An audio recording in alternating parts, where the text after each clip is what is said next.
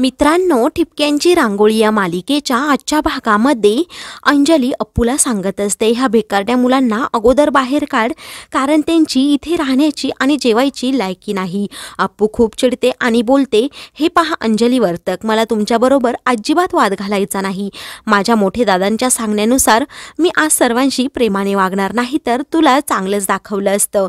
अंजली सांगते, अप्पू तू त्या जुनाट विचारांच्या लोकांबरोबर राहून तशीच झाली आहे, तू खूप बदलली आहे असं म्हणून ती तिला चॅलेंज करते की तू तुझ्या कानिटकरांच्या घरी जाऊन पहा, ते सर्व लोक ह्या मुलांना तिथे थारा तरी देतील का. अप्पू सांगते, ती लोक खूप प्रेमळ आहेत, ते सर्वजण ह्या मुलांना जेवायला देतील असा मी शब्द देते.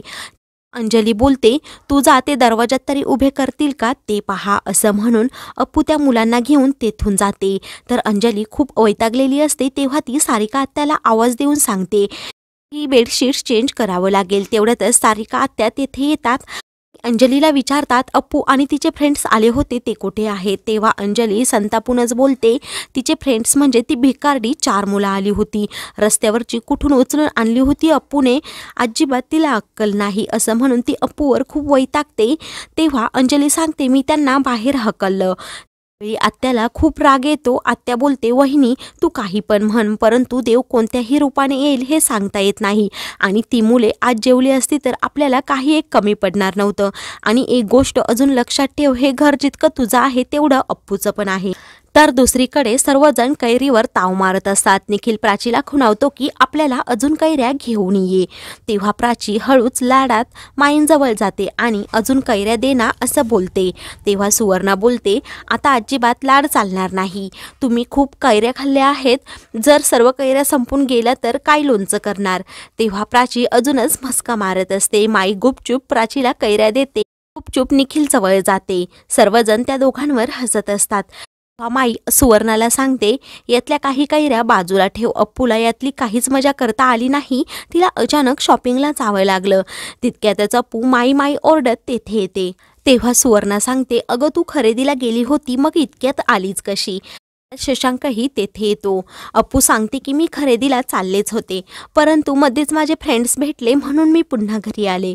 तेव्हा शशांक तिला विचारतो, असं कसं तू मित्रांना घेऊन आलीस.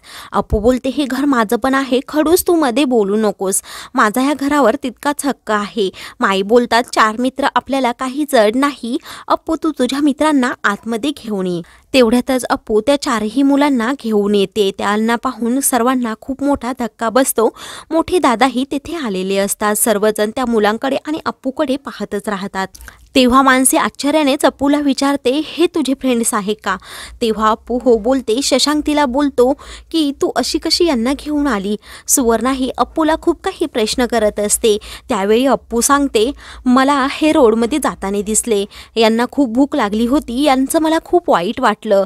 त्यात हे वडापाववाल्याकडे पण गेले होते, परंतु त्या वडापाववाल्याने यांना काठी दाखवली, मग ते माघारी फिरू लागले, म्हणून मी त्यांना गाडीत बसवलं आणि बाबांच्या घरी घेऊन गेले, परंतु अंजली वर्तकांनी आमचा पत्ताच कट केला, यांना खूप काही बोलल्या असं ती सांगत असते. अंजली वर्तक ह्या मुलांशी खूप वाईट वागल्या असंही ती सांगत असते. सर्वांना खूप वाईट वाटलेलं असतं, परंतु कोणीही काही बोलत नसतं. तेव्हा अप्पू सांगते की माई यांना इथे जेवायला भेटेल का.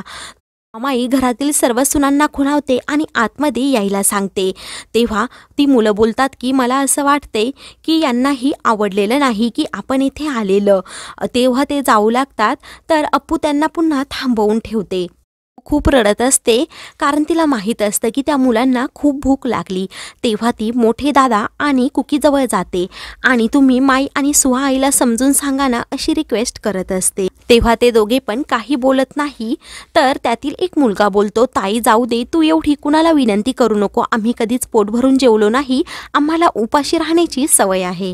ती मुले पुन्हा जायला निघतात. तेवढ्यातच मोठे दादा त्यांना थांबवतात आणि अप्पूला सांगतात, आपल्या घरातून कोणीही व्यक्ती उपाशी जाणार नाही, आम्ही तुला दिला होता. तेवढ्यातच सर्वजण तेथे ताट घेऊन येतात. त्या मुलांना जेवायला बसायला सांगतात. घरात सर्व आनंदाचं वातावरण असतं. तर अप्पू खूप रडत असते. तिला माहीत असतं की माझ्या या लाडक्या घरामध्ये यांना नक्की जेवायला मिळणार. माई अप्पूला समजवतात, तर अप्पू शांत बसते. शशांकलाही अप्पूचं खूप कौतुक वाटतं. तो तिच्याकडे प्रेमाने पाहतच राहतो. ती मुलं पहिल्यांदाच पोटभर जेवतात आणि कानिटकरांवर खूप खुश असतात. अप्पूचंही खूप कौतुक करत असतात. बाबी आत्या त्या मुलांना विचारतात, तुम्ही कोणत्या शाळेत जाता? तेव्हा ती मुलं सांगतात की आम्ही शाळा शिकत नाही. ते ऐकून सर्वांना वाईट वाटतं. बाबी आत्या सांगतात, मी कोणत्या शाळेत शिकवते तुम्हाला माहीत आहे का? तेव्हा ती मुलं नाही बोलतात. बाबी आत्या सांगतात की मी नूतन विद्यालयामध्ये शिकते, मी तिथे तुमचं ॲडमिशन करून देईल, म्हणजे येत्या जूनपासून तुम्हाला तेथे येता येईल. तेव्हा ती मुलं खूप खुश होतात. तर प्राची तिची लहानपणाची सर्व पुस्तके आणून देते. तर शशांक अप्पूला हळूच बोलतो, शिष्ट, मी तुला सकाळी म्हणालो होतो की तू कोणाचाच विचार करू शकत नाही, परंतु ते वाक्य जरा चुकीचं होतं. आता असं म्हणायला पाहिजे, तू फक्त माझा विचार करत नाही, असं तो तिची गंमत करून बोलतो. तेवढ्यातच चिंटू तेथे येतो आणि माईंना विचारतो, माझा कैरीतील हिस्सा कुठे आहे? आई आणि मानसी सांगतात की तुझा कैरीतील हिस्सा आम्ही ठेवला आहे. तर सुवर्णा सांगते, आईला जाताना कैरीचं लोणचं पण घेऊन जा.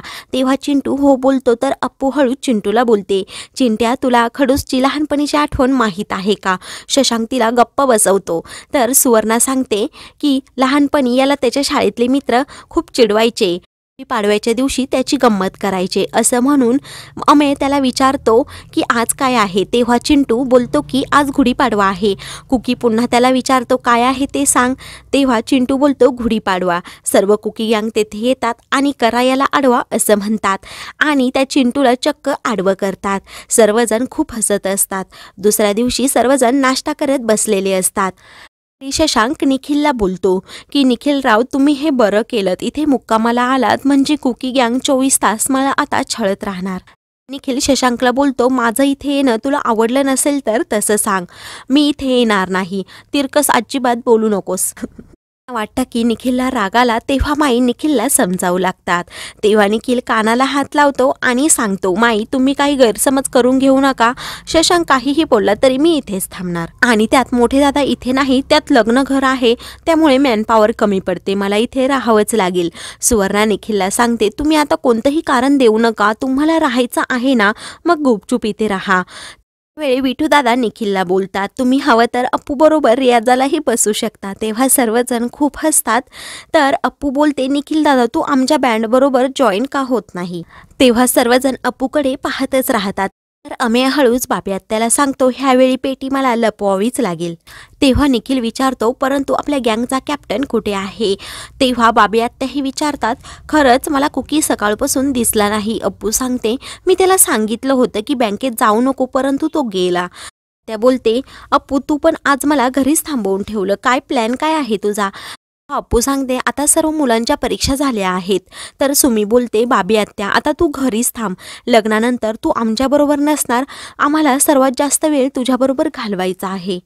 तिकडे कुकी बँकेत येतो आणि त्याच्या बॉसकडे जातो आणि बॉसला सांगणार असतो की माझी ट्रान्सफर ऑर्डर कॅन्सल करा. तेवढ्यातच त्याला बॉस गुड न्यूज सांगतात, ह्या शाखेमधून बदली पुण्याच्या शाखेमध्ये झाली आहे. हे ऐकून कुकीला धक्का बसतो. कुकी सांगतो की मला ट्रान्सफर ऑर्डर कॅन्सल करायची आहे, मला इथून ट्रान्सफर नको, मला माझ्या कुटुंबासोबत राहायचं आहे. तेव्हा बॉस सांगतात की तू तर त्या दिवशी हातगाईवर आला होता की मला ट्रान्सफर ऑर्डर पाहिजे, म्हणून मी लगेच प्रोसिजर चालू केली, आता यामध्ये कुठलाही बदल होणार नाही. कुकी सांगत असतो की माझ्या बहिणीचं लग्न आहे, त्यात माझ्या प्राचूची एक्झाम पण आहे, त्यामुळे ही ऑर्डर कॅन्सल करा. तेव्हा बॉस ऐकून घ्यायला तयार नसतात. कुकी मात्र खूप निराश होतो, हताश होतो. तेव्हा त्याला खूप टेन्शन येतं, आता नक्की काय करायचं, चुकीमध्ये मी काय बोलून गेलो आणि त्याचे परिणाम काय भोगावे लागले. मित्रांनो, पुढील भागामध्ये कुकी घरातील सर्वांना सांगतो, माझी ट्रान्सफर ऑर्डर ॲक्सेप्ट झाली आहे. त्यावेळी मात्र घरातील सर्वांना खूप टेन्शन येतं. अप्पू एक भन्नाट प्लॅन सुचवते आणि सर्वांना तयार व्हायला सांगते.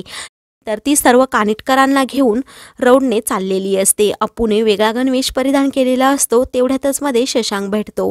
शशांक तिला विचारतो, तू कुठे चालली आहेस? तेव्हा अप्पू सांगते, आम्ही कुकीची ट्रान्सफर ऑर्डर कॅन्सल करायला चाललो आहे, आता हेच मिशन आम्हाला कंप्लीट करायचं आहे. शशांक डोक्यालाच हात लावतो. तर मित्रांनो, आता सर्व कानिटकर मिळून बॉसला सांगणार आहेत की कुकीची ट्रान्सफर ऑर्डर कॅन्सल करा. तर बॉसही ऐकणार आहे. ठिपक्यांची रांगोळी या मालिकेचे पुढील अपडेट्स पाहण्यासाठी चॅनलला सबस्क्राईब